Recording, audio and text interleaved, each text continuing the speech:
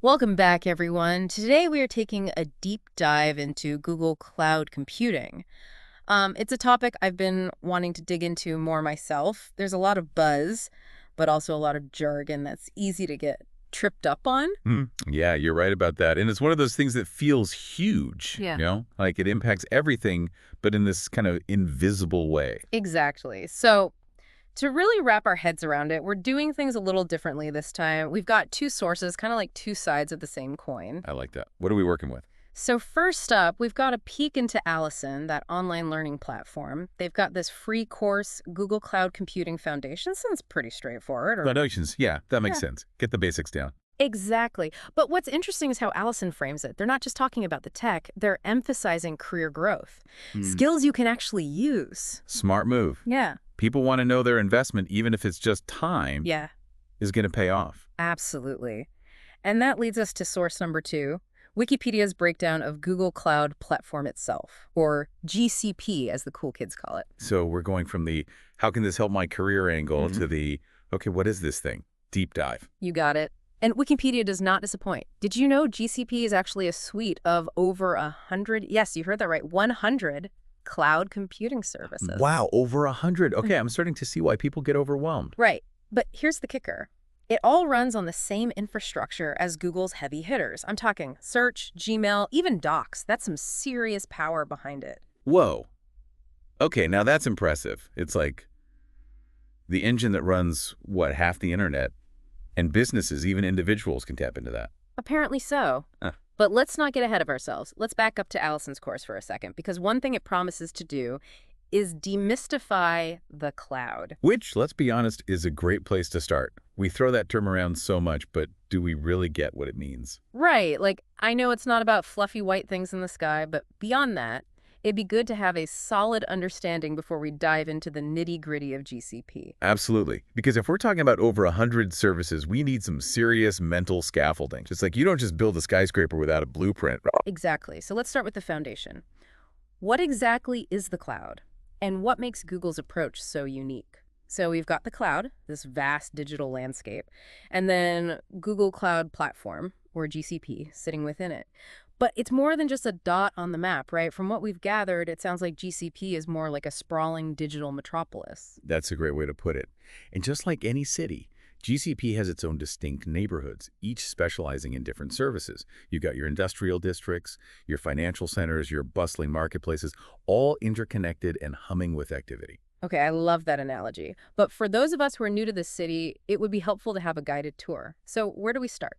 What are some of the must-see landmarks in this digital metropolis? Well, for developers, our first stop has to be App Engine. This is where the magic happens, where you can build and deploy web apps without having to manage the underlying infrastructure. Imagine this. You write your code, you choose your favorite language, you hit deploy, and boom, it's live on Google servers ready for the world to see. That sounds amazingly simple. So no more wrestling with servers, no more late nights trying to keep everything running smoothly. That's a dream come true for any developer, right? Exactly. App Engine takes care of all the heavy lifting so developers can focus on what they do best, building amazing applications. But what if you need a bit more control over the environment? Maybe you're working with a legacy application that requires a specific operating system. That's where our next stop comes in. Compute Engine. Ah, Compute Engine. Is that GCP's answer to the more traditional approach of setting up virtual machines? You got it. With Compute Engine, you can create and manage virtual machines or VMs in the cloud.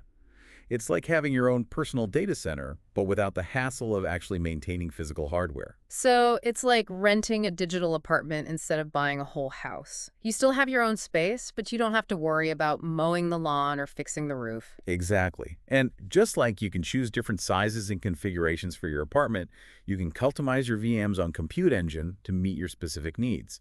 You can choose from different operating systems like Windows or Linux. You can adjust the amount of RAM and CPU power. You can even add storage disks as needed. That's a lot of flexibility.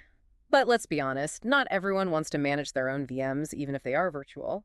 What about those who want even less hassle, more of a set it and forget it approach? Well, for those who want to take things to the next level, GCP offers Google Kubernetes Engine, or GKE for short. GKE. That's one of those acronyms that gets thrown around a lot in tech circles. Can you break it down for us? Sure.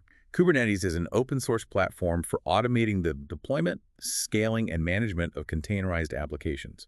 Think of containers like those little cargo containers you see on ships and trucks. But instead of carrying physical goods, they carry pieces of software. Okay, that's a helpful visual. So instead of having one big monolithic application, you can break it down into smaller, more manageable pieces that can be easily moved around and scaled up or down as needed. Precisely. And that's where GKE comes in. It provides a managed Kubernetes environment on top of GCP, making it easier to deploy and manage those containerized applications.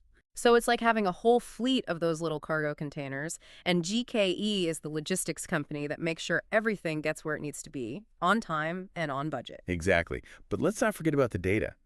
All those applications, all those users, they generate a ton of data. And that's where GCP's data storage and management services come in. Okay, let's talk data. Wikipedia touched on a service called cloud storage. What's that all about? Think of it as a giant scalable hard drive in the sky. You can store anything you want in cloud storage. Images, videos, backups, you name it. And the best part is, you only pay for what you use. So it's like having an infinite storage locker where you can stash all your digital belongings without having to worry about running out of space. Precisely. And it's not just about storage capacity. Cloud storage also offers different storage classes, so you can choose the right level of availability, durability, and cost for your data. But GCP's data management services go far beyond simple storage. For those who need a more structured approach, they offer Cloud SQL. Cloud SQL, that sounds familiar. Is that GCP's version of a database? You got it. Cloud SQL lets you create and manage fully managed databases in the cloud. You can choose from popular database engines like MySQL, PostgreSQL, and even SQL Server. And just like with Compute Engine, you only pay for what you use. It's like having a personal database administrator on call 24/7, but without the hefty salary. But it's not just about storing and managing data, right? It's about making sense of it all. That's where big data comes in, and from what I've heard, GCP has some serious big data chops. You're not wrong. GCP has a whole suite of tools for handling big data, from ingestion and processing to analysis and visualization. For example, they have BigQuery, a fully managed serverless data warehouse that can handle petabytes of data. Petabytes. Okay, now you're just throwing around big words. But in all seriousness, why is this a big deal? What can you actually do with that much data? Well, imagine you're a retail company with millions of customers making purchases every day. You can analyze all that data to identify trends, personalize recommendations, optimize inventory, and ultimately make better business decisions. So it's not just about collecting data for the sake of it, it's about turning it into actionable insights. Exactly. And GCP makes it easier than ever to unlock those insights with its powerful big data tools. But it doesn't stop there. Remember how we talked about Google being a leader in artificial intelligence or AI? Well, they've integrated those AI capabilities into GCP as well. Okay, now things are getting really interesting.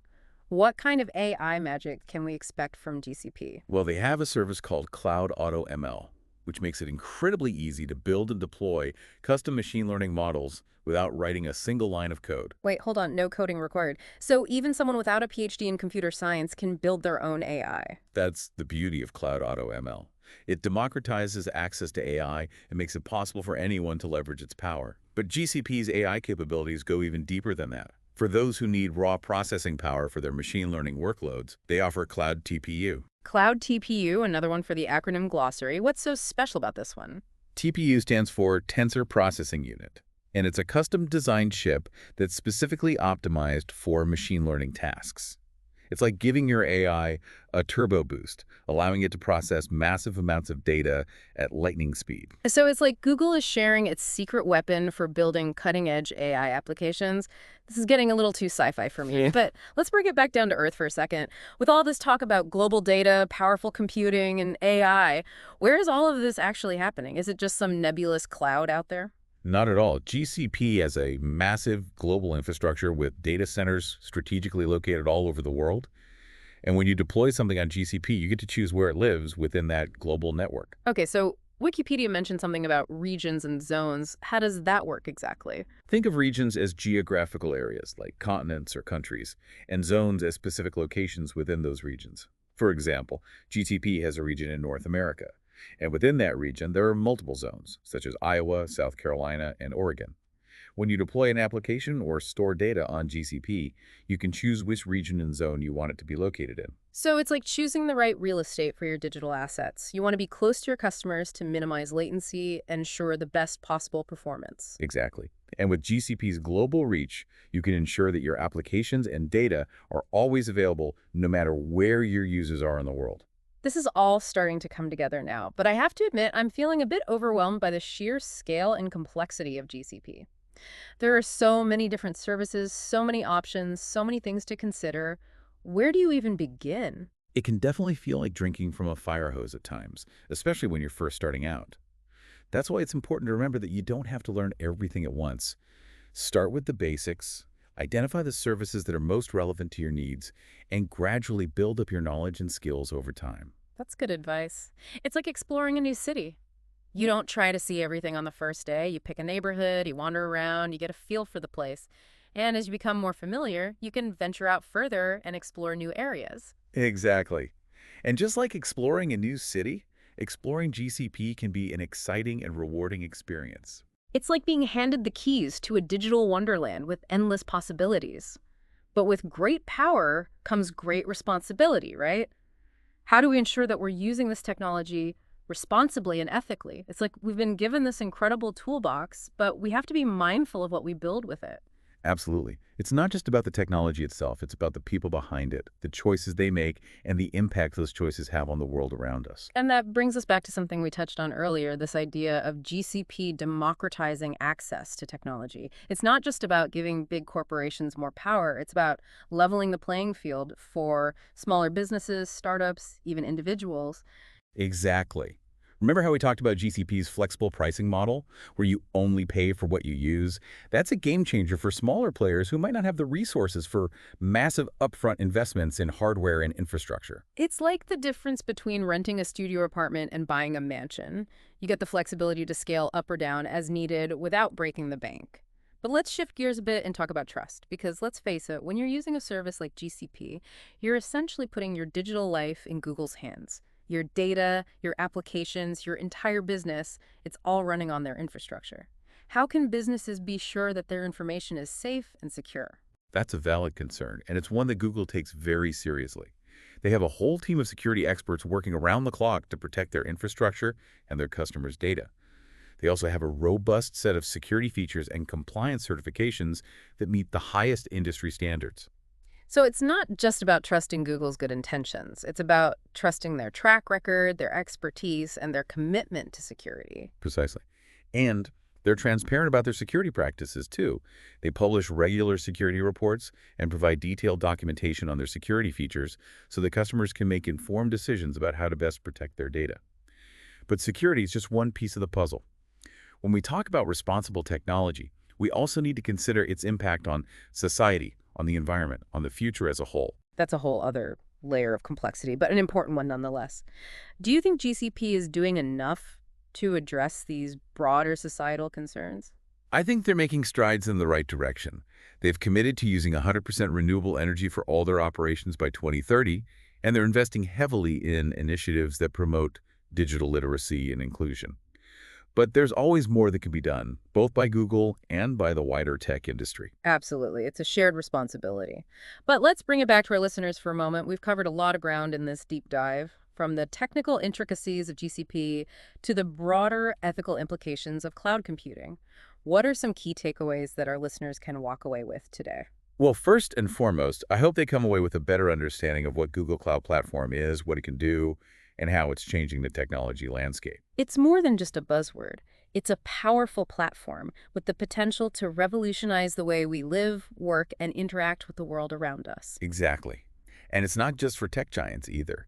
It's accessible to businesses of all sizes, from startups to enterprises. And it's a constantly evolving platform, so there's always something new to learn and explore. It's like that saying, the only constant is change. Very true. So if you're feeling a little overwhelmed, just remember, you don't have to learn everything at once. Start with the basics, find a project that interests you, and take it one step at a time. There are tons of resources available to help you along the way, from online courses and tutorials to documentation and community forums. And who knows, you might just discover your next big passion project or even a whole new career path. The possibilities are truly endless. Well, that's about all the time we have for today's deep dive. This is a fascinating one. I agree. It's been an incredible journey exploring the world of Google Cloud Platform. A big thank you to our expert for guiding us through this complex and ever-evolving landscape. And to our listeners, thank you for joining us on this deep dive. Until next time, keep exploring, keep learning, and keep asking those big, important questions.